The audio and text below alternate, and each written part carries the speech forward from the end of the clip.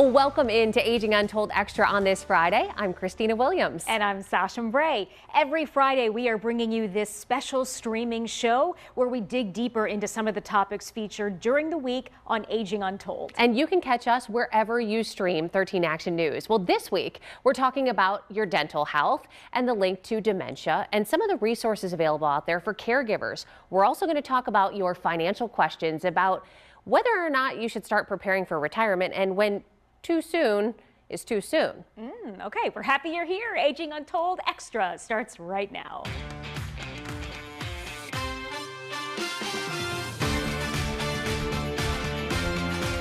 Aging Untold Extra, sponsored by Area Office on Aging of Northwest Ohio.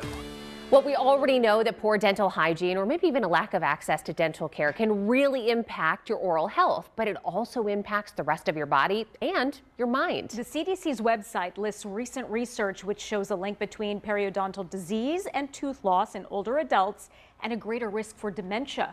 I talked with Dr. Alep Choksi from Corner Dental a bit more about that, and he explained that our mouths are full of bacteria, which can cause wider issues. Take a listen.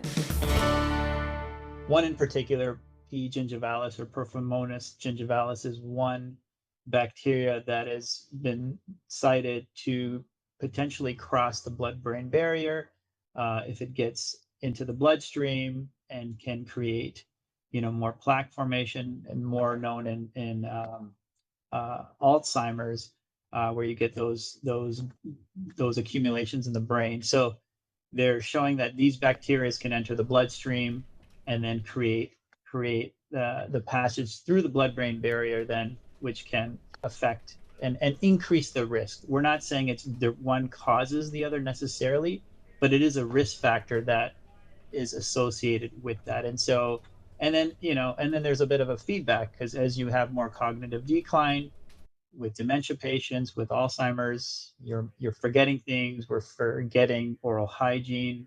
Typically oral hygiene starts to decline, and then it's just this negative feedback loop, and then that continues to happen with time. So that's why we always advocate for periodontal health, making sure we're making things as best as we can. And even with patients who are kind of on the deep end, they may not have the support or mechanisms necessary to keep things clean on their own, and they need extra help. Is something that you may have noticed over time in your own practice with your patients? Yeah, so it's interesting you say that. So now that I've been practicing, 20 plus years, I've seen patients when they were younger, maybe in their 60s and 70s, and now they're getting into their 80s, or someone starting in their 50s and 60s and getting older. You do see a little bit, with the number of patients I see, it's just normal, right? Life, we all get older with life, but some decline a little bit more. And what I've seen in a few anecdotal cases, which, you do see like teeth breakdown, typically with periodontal, disease, it's the number one cause for tooth loss. And so as you lose more tooth loss, or when you have more tooth loss, you're typically seeing just a little bit more cognitive decline too, because you're not having that stimulation with mastication, and you're that process continues. So that is one mechanism of many. When you're looking into a patient's mouth, what exactly are you looking for? What are you seeing in this scenario? So first of all, we're measuring their tissue levels. We're checking for the level of plaque in their mouth. We're checking for, do they have pocketing and bleeding gums? And so these are indicators that there is periodontal decline, there is inflammation, there's infection. So that's how we know. Secondarily, now there's saliva testing. So you can take it one step further, and there are things that allow us to measure the bacteria, and we can test for certain types of bacteria through saliva testing. But more importantly, just the traditional way is to, measure pockets, measure plaque levels, understand, if the tooth is mobile or not. And if you start seeing teeth starting to move around because they've had bone loss around their teeth, that's typically when we start to see the periodontal decline, which then, and not that I'm seeing it necessarily where you have severe perio and then cognitive decline. It's not like that. It's just that you tend to see more patients who do have dementia or risks of that. They typically have much more poor periodontal health, is what we're seeing. Is this one of those scenarios where with treatment that risk can decline, or once you go down that path, is this a one-way street? Yeah, that's a great question. That's a really good question. I think that there are things being done to minimize the decline. I think it's a process, right? Like it's not a one-to-one necessarily. So, it's a continuum. So if you can minimize things that create that decline, such as elevation of inflammation in the body, minimizing those risk factors should slow the process down because this is a disease and a process. So I do think that reducing those factors will help, will do nothing more than help. It may not stop it necessarily, but it can definitely slow things down. And so then the next question is, what can you do at home? You can't get into a doctor maybe right away. What can I do at home?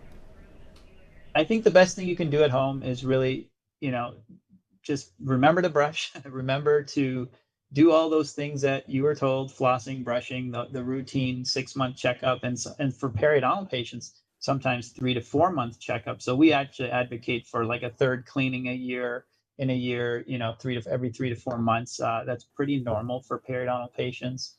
And just keeping up with it. It's really just maintenance. We're trying to create a preventative atmosphere, trying to do a maintenance, just keep you out of trouble. For sure. All right, Dr. Choksi, appreciate your time. Thank you. Appreciate it. So basically it comes down to the basic hygiene, right? You want to brush, you want to floss, you want to have those appointments with your dentist to check in, make sure everything is as it should be, and then let them take over, see if they notice any problems, and maybe can help you out. So some people might be watching and they might be thinking, I don't have a dentist, or maybe I do, but I don't have the money. Any solutions? And we have covered this often on 13 Action News. There are resources throughout the year. Often there will be some sort of dental event where an office, maybe a mobile clinic, will offer these services at low or no cost, especially for those who don't have insurance. So keep your eye out for that. Talk to your dentist too. They may have some resources, or call a dentist even if they're not yours. They may be able to at least direct you in the right place. Some great advice. We'll be back after the break. Your next chapter can be your most rewarding. Leading Later in Life is a program designed to help seniors grow, connect, and give back right here in Lucas County. You'll meet local leaders, build new friendships, explore meaningful volunteer opportunities, and enjoy exclusive tours of businesses and organizations, plus a guided look at the history that makes our community special. For more information, call or email the Area Office on Aging today. Scan the QR code to enroll now. There are probably a lot of you out there who can identify with a very specific situation: caring for kids and an aging parent or grandparent at the same time. That can stretch families really thin in more ways than one. People who are in this group are often referred to as the sandwich generation. And today we're taking a look at some of the things that they can do to relieve that pressure.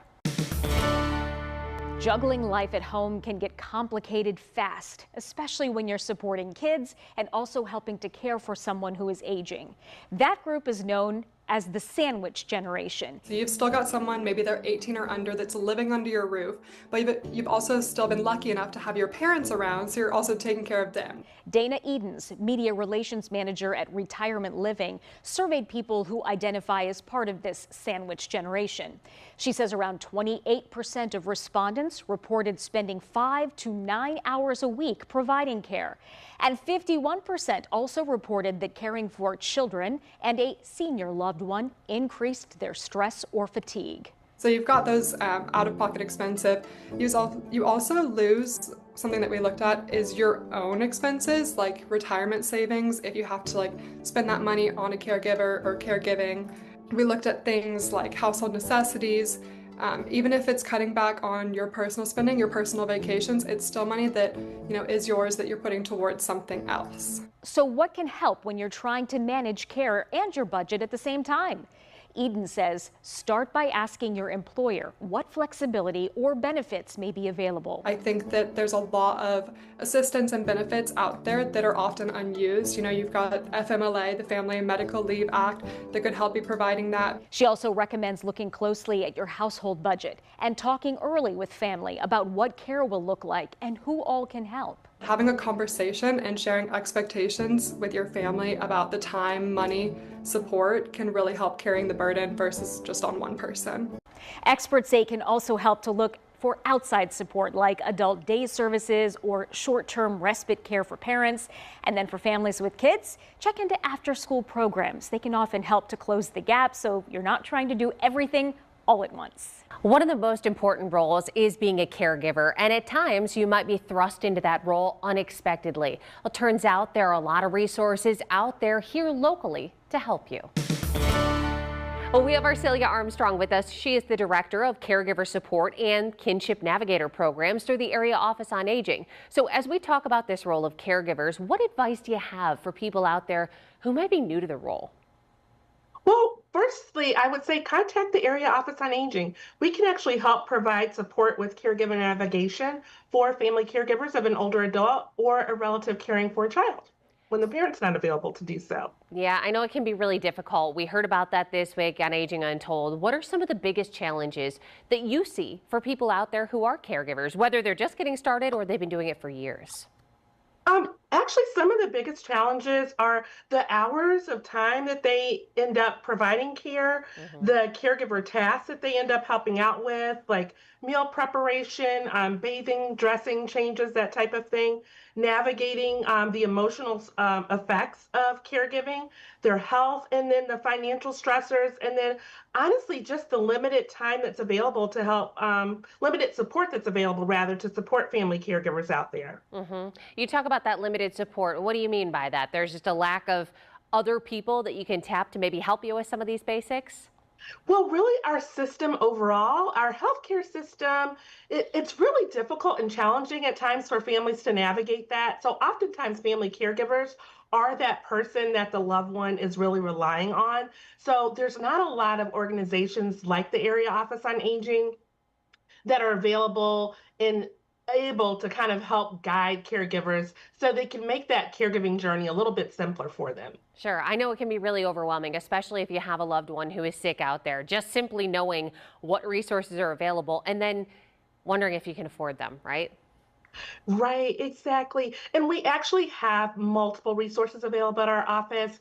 You can visit our website at areaofficeonaging.com. We've got a Caregiving Smarts resource guide available for view, and you can request that by mail as well. We also have a Parenting Smarts resource guide for kinship and relative caregivers, and then we have an older adult resource guide for family caregivers, just or older adults in general. So lots of resources that people can tap into, call our office and get guidance, and we can also provide a free in-home consultation as well. You talk about the fact that when you're in this caregiver role, whether it's one that you were anticipating or one that you were thrust into unexpectedly, you talked about simple things like bathing or just being the cook, not only for yourself, but for everybody else in the household. A lot of times do you hear these stories where people are saying, I know these are basic tasks, but it's overwhelming. We do, honestly, we really do. And that's why we provide a lot of caregiver support and education for family caregivers through our office. So caregivers can actually visit our website and go to the events tab and search it by family caregiver events to get information about upcoming classes, both virtual and in person, where they can get support available for caregivers. So we've got a lot of good support, and some of those are evidence-based programs available, for example, like Powerful Tools for Caregivers. And we also partner with Memory Lane Care Services. They provide some caregiver coffees. So there's tons and tons of resources and partnerships that family caregivers can tap into by contacting the Area Office on Aging. You know, you mentioned the caregiver coffee. We know that connection's a big part of this, and that is one of your weekly series out there that you partner. So what can people expect when they go to one of these things, whether they show up online or in person? Yeah, well, it's actually a really great opportunity to meet other caregivers that are kind of in the same shoes that that particular family caregiver might be experiencing, and just to talk about a whole myriad of challenges that they may be facing. So a lot of time to kind of learn about what are some of the things that they can do to kind of help guide their caregiving responsibilities. For example, asking friends and family for help in caregiving is one of the things that are discussed. Finding pleasant experiences, teaching children about elders and caregiving. So there's a lot out there, and you can get more information about the caregiver services and the kinship services through the Area Office on Aging. We're going to post information right now on 13abc.com. You can just click the Aging Untold area, and that's where you can get connected to all of that information. Well, Arcelia, thank you so much for being with us. We appreciate it. Thank you. So when people find themselves in those situations, it really does help sometimes just to talk to other people who are going through the same thing. Yes, that's exactly what she's saying. And it might not be all roses, right? You might be commiserating and saying, oh, this week was a hard week. But I think that's the whole point. If you're in this position, and whether you've been in it for years or it's something new, there are a lot of other people out there who are going through it. And they might be somebody that lives right next to you. True. So that's kind of the whole point. You talk about your issues, you put them out there, and just lean on all the supports that are available. You're not alone. Nope. We'll be right back.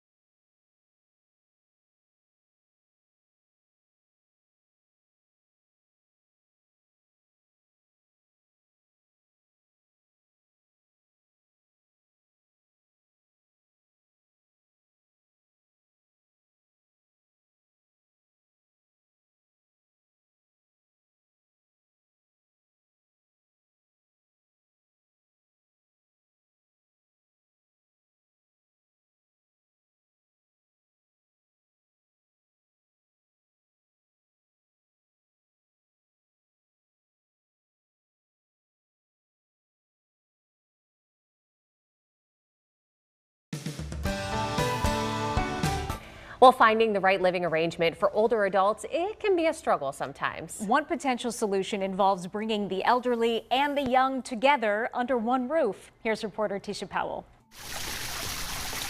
At Shoalwater Villa, just outside Wichita, Kansas, seniors and children come together under one roof. Good morning. Good morning. It's called an intergenerational center where children attend daycare.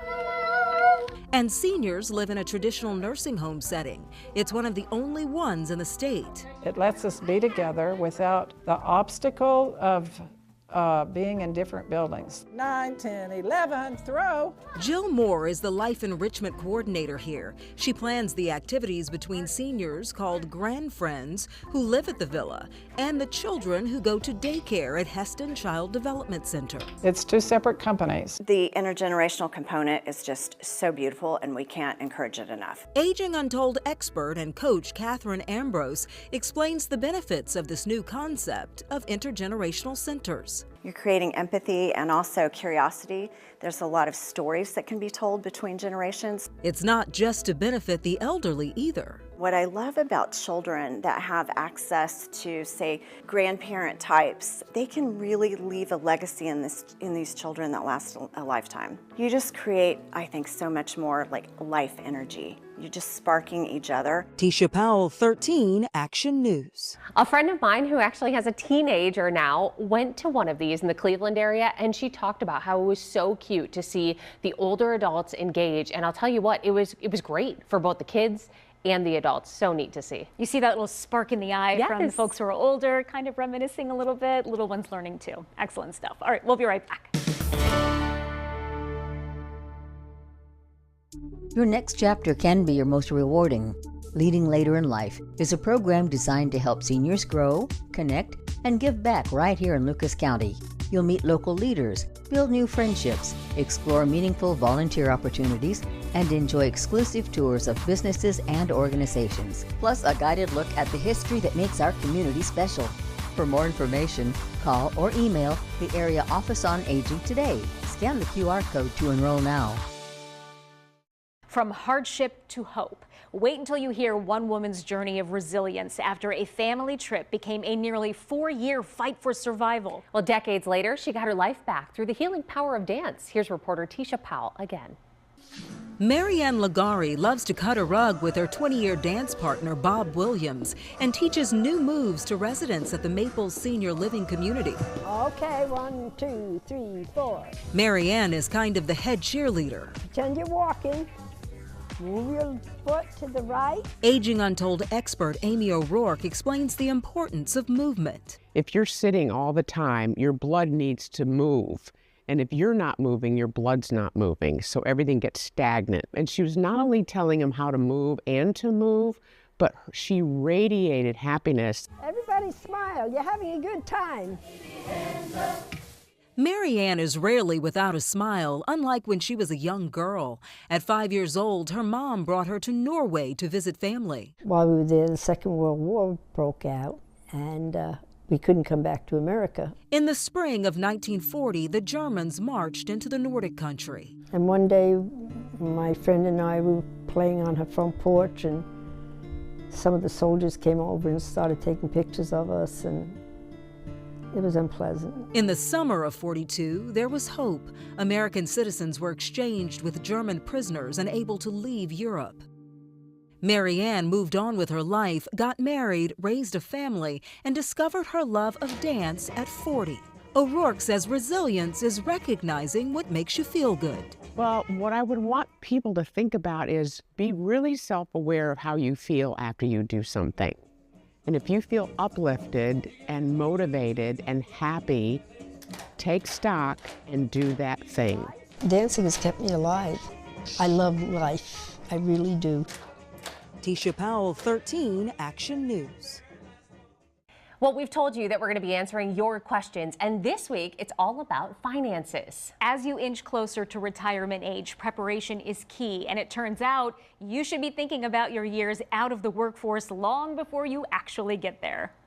Well, we have Deborah Barnett with us, a retired bank executive who now helps people get their affairs in order as they age. So let's start off with the first question here. Is there a rule of thumb for how much you need saved before you can comfortably retire? There's not a rule of thumb because we all come to the table with different incomes. And so the important part is to know what you have in a retirement fund and how Social Security is going to play into that, so you can establish a budget to utilize the rest of your life. Well, I'll tell you what, you said the B word there, budget. A lot of people get scared by that. So how often should retirees be revisiting and maybe adjusting their budget? Oh, well, you have to adjust it almost annually. I mean, in the environment that we live in right now, and we look at the cost of food, the cost of utilities, the cost of even your rent or your mortgage payment is adjusted on an annual basis. So you really do have to look at that budget I would guess on an annual basis so you can know where to make the adjustments and how to really talk to your financial advisor about how you're going to make that money last. Sure. And we know a lot of those are incremental expenses that we anticipate going up. But what about the unexpected expenses? Which ones typically derail a retirement plan? An illness, the cost of an illness can really derail your retirement fund. And you've seen that happen before, where people have to make a choice then to either what, go back to work? I have experienced that since I retired back in 2009, and I interact with some of the retirees. You do have to go back to work sometimes. You really do, to supplement that income that you, again, that Social Security and your retirement income, you have to make it last for the rest of your life. Sure. So we know that an illness can be one thing that could derail the whole plan here. What are some of the biggest reasons that retirees end up running out of money sooner than they expected? Probably because we haven't planned properly. You know, you have to plan. It's ironic that I'm interviewing today about this, and I listened to a young lady talk on Facebook. She was 54 years old. She says, and she has no pension. She knows her 401 is not going to be enough. So now what do I do in order to plan properly? She says, so she's got to readjust, and she's got to establish a budget that's going to allow her to save more money towards retirement than she had anticipated. So you said that lady was 54 years old. There are plenty of people out there that maybe didn't plan just yet, or they're younger. What do you think is the ideal age where you should start looking ahead, getting those finances in order? I don't know what a really good age is. I started back in early on in my probably 40s, really looking at it seriously, because we were incentivized by our companies to put money in our 401ks, because back then, I don't know what they're doing now, but back then they were matching them. They started at 50 for each dollar that you would invest, they would match it by 50 cents. And then it increased at some points of the year. If things were good, they would match it dollar for dollar. So through financial advisors, it was like, you put as much money in your retirement account as they will match, because you're going to need that in the future. And I must say, now being retired, I'm so glad that I got that advice, is to invest as much money as you possibly can afford to, because you're going to need that money as you retire. And on the flip side here, for people already retired and worried that they're behind, is it too late to fix things, and what should they do? I don't think it's never too late to fix things. And when you say fix things might mean if you can go get another job, part-time job, to help you supplement your budget, then that's maybe a thing that you have to do. I mean, I've talked to several people and they've had to go back because they don't want to totally run out of money. So let me put something in place so I don't totally have to run out of money, and then I don't have to count on other people, maybe family members or something, helping me. I can continue to do this on my own. Well, Deborah, thank you for being with us. We really appreciate your expertise. Okay, well, I thank you for inviting me to share, and every day is the right day to start towards saving for your retirement. I love that. Some inspiration. Thank you, Deborah. Thank you. Have a good day. And of course, we want to hear your questions. So we've actually set up a voicemail where you can give us a call with all of your suggestions. That number is 419-534-3861. And we also have an email address, which is aginguntold@13abc.com. We'll put all of that information on your screen, and we really do hope to hear from you. Yeah, it has been another great week here of conversation. And once again, as we mentioned, this is an interactive situation. So please reach out to us and we will dive into some of those topics that you see every single day on Aging Untold. And remember, your questions, your concerns, even your stories. We want to hear from you. We want to share your stories with other viewers. We talked about community and maybe commiserating or even sharing helpful tips. That comes from you too. So contact us and we'll get in touch. Thanks for watching this Aging Untold Extra. Aging Untold Extra, sponsored by Area Office on Aging of Northwest Ohio.